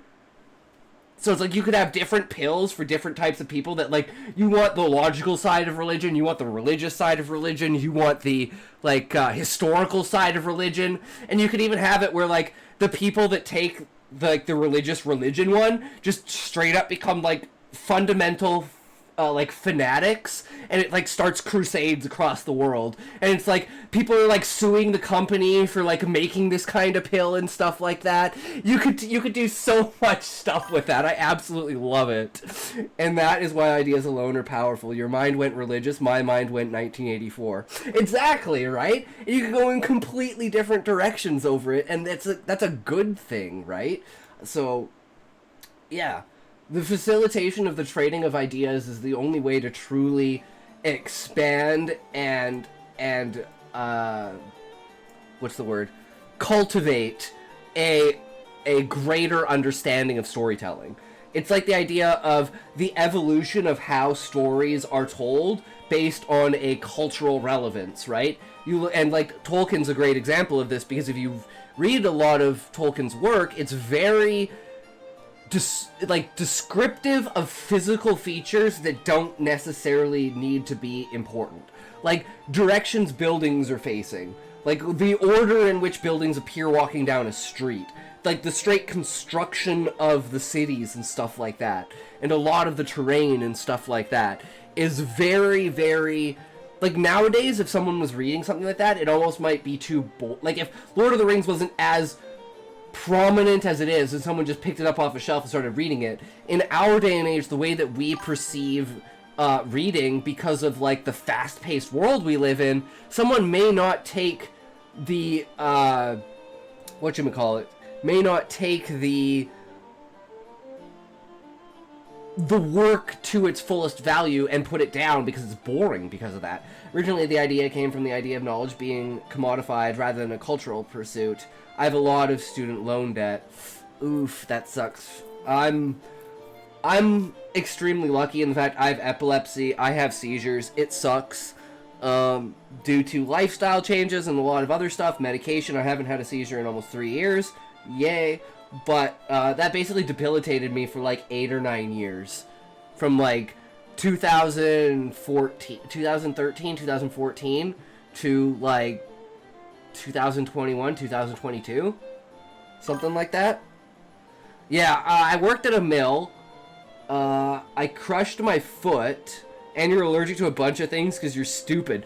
That's true, Muffin, because of overconsumption. My parents said, don't eat that much of that! And I literally, when I was like 11, I ate an entire box of mandarin oranges. Like 35 mandarin oranges. Like 4 or 5 bananas and like half a bag of apples. And I got hives all over my body.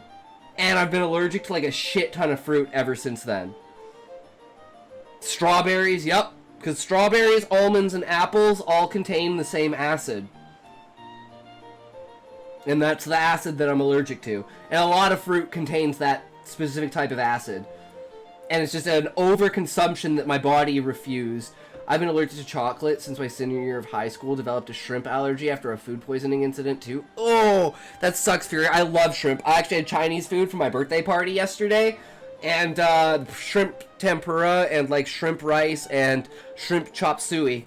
Fucking had that leftovers just before the stream. I've actually literally got my my bowl right here. The baby corn, a little bit of chicken in there, some beef and broccoli. I ate all the shrimp though. Some celery and shit. Oh, love that shit. Have you considered that maybe you're doing this allergy thing for attention, Atox? I wasn't taught. I didn't. Muffin was the one who brought up allergies. Shrimp is so good. I'd be lying if I said I was never like, you know what? Was it worth it before pre-popping a Benadryl? Yep. I took Japanese in high school, and my Japanese teacher was allergic to sushi, but it took like 10 hours for it to activate. So she would just eat it and then suffer the next day with like a bunch of Benadryl and stuff. But it was fucking brutal. She's like, I've never given up sushi. I don't care. It's just so good. I mean, the whole having allergies thing seems made up.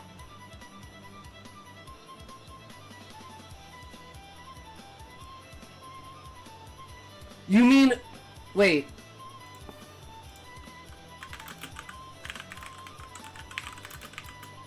The only things I've eaten today is pancakes. I'm not even hungry.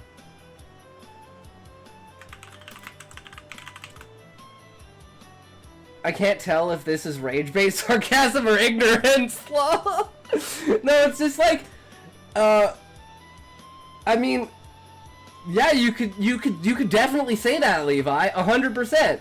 I mean, the whole point of being a streamer is creating lore around yourself, right? I don't have any evidence for anything. The only evidence I have, guys, is this. Everyone beware of what's about to happen. The only evidence I have is this. That's the wrong camera.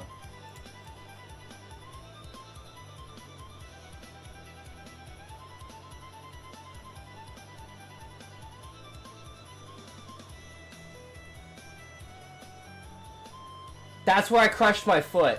And look at my toes.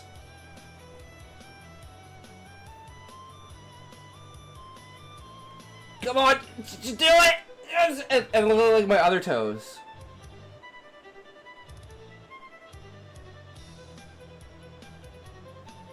Like, my foot is, like, fucked.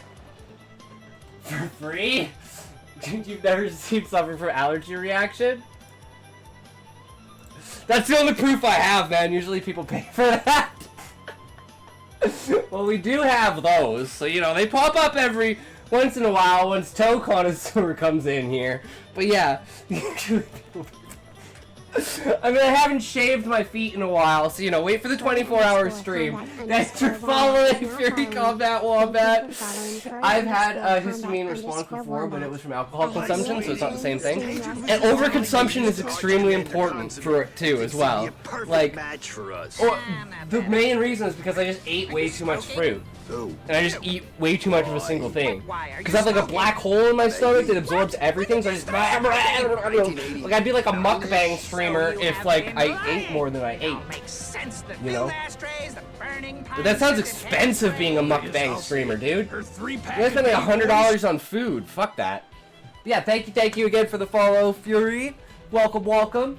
While you're at it, if you want to join the Discord, if you want me to read any of your work or anything like that, we have a public stories. We have a Writers Unleashed community where if you have anything like Royal Road or Scribble Hub or any of your published works, maybe you like, you know, have like your campaigns on Google Docs and you want to show your like campaigns to people and stuff like that, feel free to drop that in there to like show awareness of it and stuff like that, you know, get feedback. We love promoting people and, you know, trying to foster a community all about, you know, encouraging other people and helping other people to improve their own content, right? Here's something wild. I have an irrational fear of alcohol, bad enough that I once had a panic attack when my dad tried to get me to drink a virgin margarita. That's very, very interesting, Fury.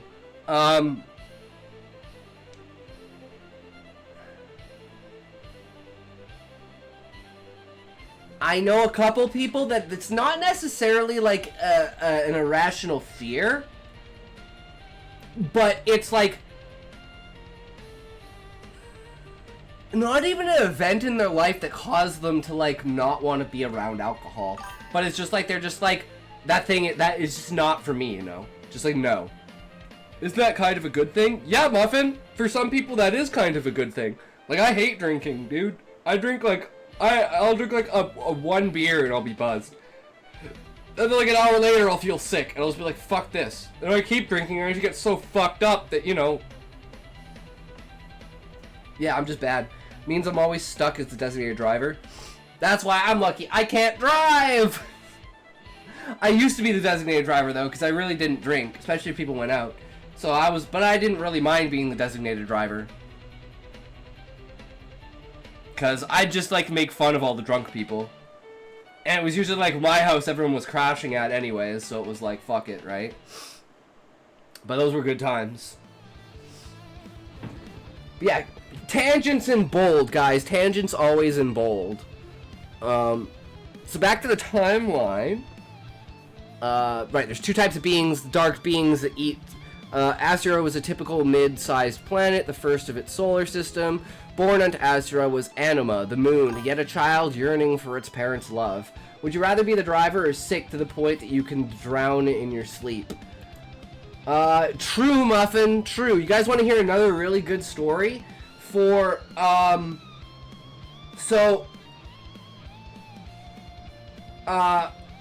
what even happened? I think, I've had a sip of beer, a sip of whiskey, and according to my brother, 2 sips of wine. I've never drank willingly since. No such thing as good alcohol. Yes, there is, Sean. It's called rubbing alcohol. It cleans your bongs, and it removes your nail polish. It's perfect.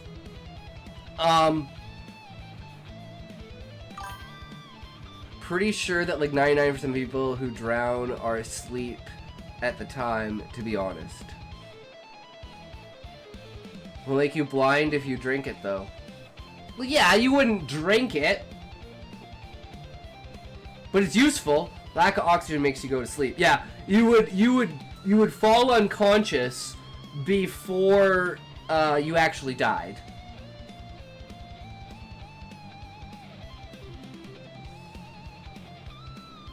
So, and also, you can't actually experience death because in order to experience death, you would have to be alive.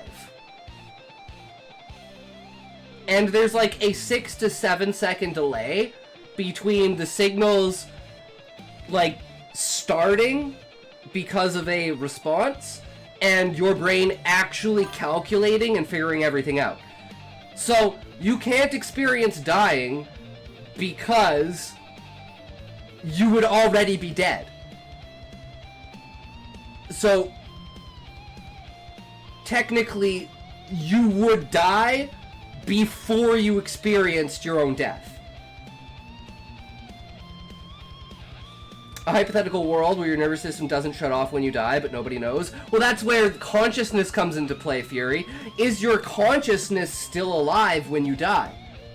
So maybe you can experience death through your consciousness, but not through physical reality. And physical reality and whatever you want to call it, whether it's spiritual or whatever dimension the non-physical consciousness dwells in, such as like the you can't experience death, but you can experience most of the process of dying. Exactly, Sean. But it's like, if someone raised a gun and shot you in the back of the head... Actually, no, a better example would be if someone was standing in front of you, raised a gun and shot you in front of the head. From your perspective, you would have died before they even raised their gun to fire.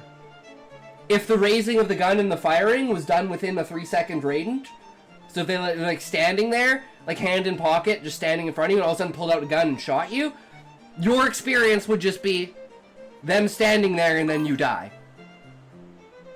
No, I don't even think you'd experience anything. I'm Christian, so I have fewer existential crises relating to that. See, I'm technically raised Christian, but I believe I think of myself as more as a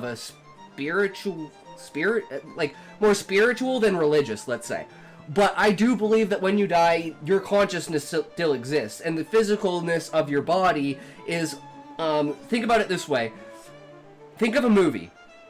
All of the process from the original inception of the idea to writing down the idea, all the way to gaining all of the actors, getting all of the screenplay, figuring out the director, getting all of the stage props together, actually filming all of the movie, then editing all of the movie down together. Our conscious reality is just the final product of that edited movie. But when you die and your consciousness returns to your full self, you can see all of the in-betweenness that your consciousness didn't get to experience throughout the building of... Because time is not linear. Time is only experienced linearly through a physical reality. At least this is my understanding and belief of reality. Through just my experience in life. Shall we change the matter of conversation or change the title to We're Insane Now?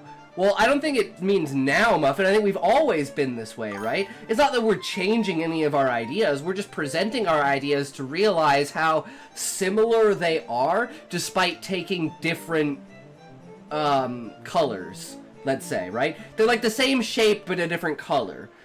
You're freed from your meat sack and are free to go elsewhere, such as flitting about the universe or even the multiverse with no limitations. Then when you're bored of that again, you can choose to inhabit a new physical form. Exactly, Sean, because the idea behind it is that if you were God, and God is conscious, eventually you would have done absolutely everything, and you would get bored. So what's the ultimate idea? Make yourself forget that you're God.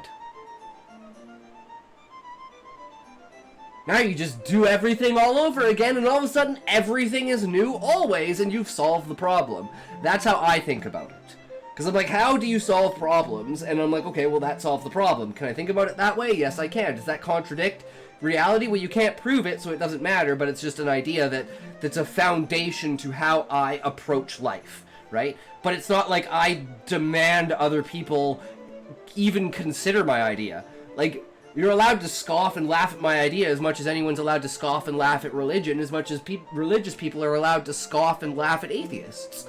Everyone should be able to scoff and laugh at everyone else's perspective in life, but they shouldn't be allowed to enforce a change in your perspective on life, unless that perspective infringes on another person's bubble.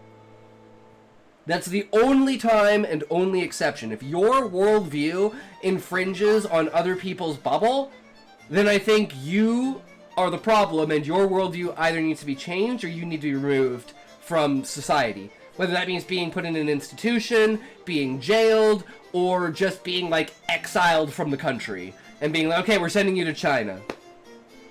But why would a spirit choose to inhabit a being that experiences immense torture in their life? Perhaps this is just the result of extreme boredom. Fury, those are the aspects that I challenge in life in my book. The theme of my book is that exact idea. Because the idea is the utopia inside of the tree is so stagnant that only entertainment can satisfy the boredom of people's reality. And there's the bottom 15% that I call... Can't make the rock is my answer. Not Fury, furry?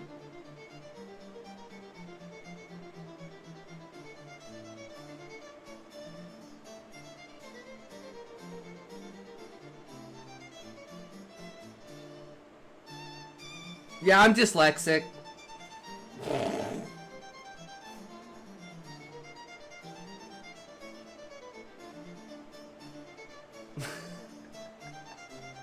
Remember, Muffin, I read in colors. I don't read in words or in letters. Either Fury or Furry works. Made the name before I knew what furries were. By the time I learned, it was my name on everything. Well, you're a wombat. You're a furry wombat. That's like saying a furry cat or a furry dog. I think there should be an initiative from cats and dogs to bring back the word furry, as in like fluffy and has lots of hair. Not furry as in this person likes to dress up as animals. I think there needs to be a big switch to bringing back and like rejuvenating the word furry. Because my avians are extremely furry. Anthropomorphia. To clarify, I'm a Christian that doesn't have the obvious or isms. Jesus told us to love each other, not hate, you know? Exactly! Exactly, furry.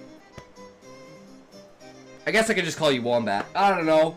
It's the hardest part of being a streamer when people have multiple words in their name. I'm just like, whatever. It is what it is. But, you know, people call me, like, 20 different fucking names because intoxication can be, like, a ton of different shit. Plus, the capital there fucks people up because it's supposed to be Scotty backwards, but people just think it's citation.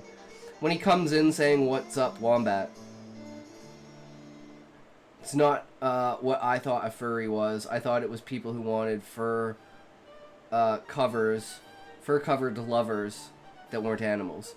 They'd like to dress up as animals. I think the idea is to cosplay as an animal, but it's not quite the same as the other one, right? I'm all for fantasies because I'm like a cuck femboy fucking you know, whatever.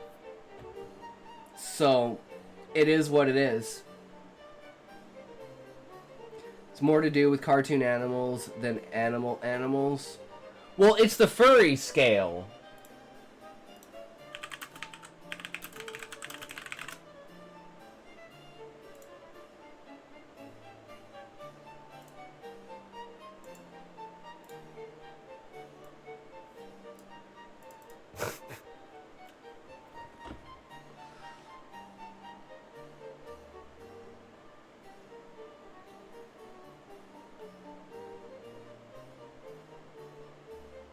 And it's like, yeah, this is the one, like this one, and maybe this one is the one you want to avoid.